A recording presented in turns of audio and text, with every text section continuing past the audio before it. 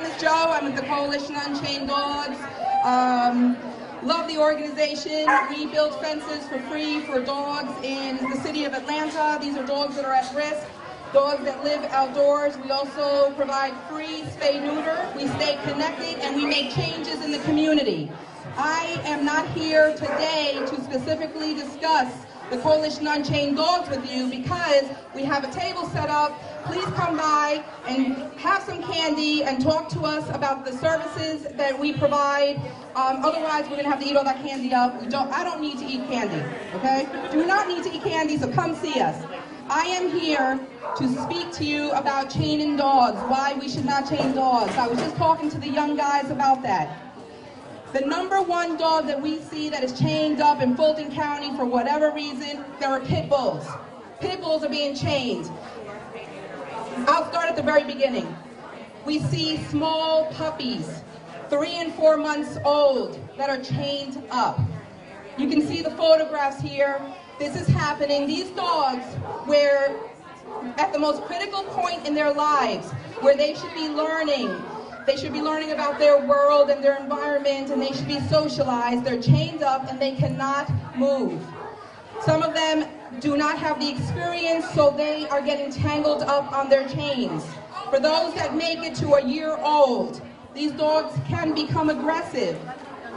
Victoria Stillwell spoke to everyone earlier about breed-specific legislation. I refer to it, there are kids here, so I will not say what I think about it.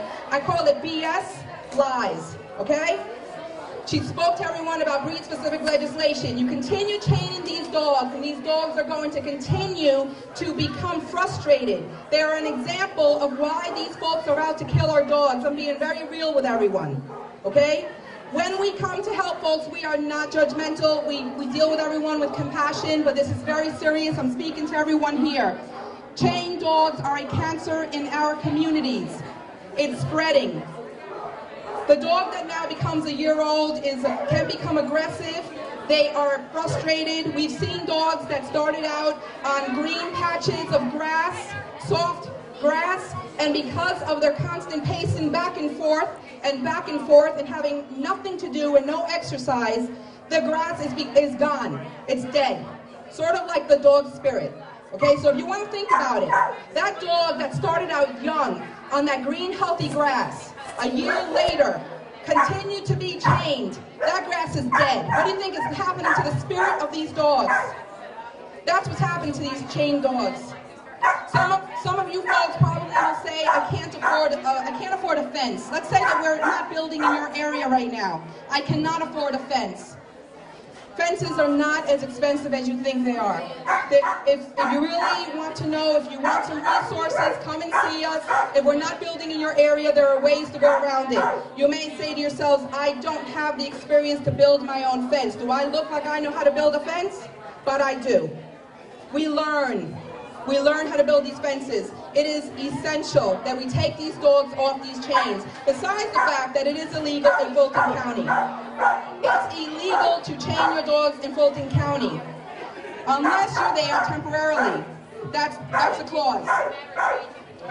Some of these dogs become tangled up in their chains, and what happens is, once they need a surgery, the dogs are getting dumped at the pound, animal control, or the shelter.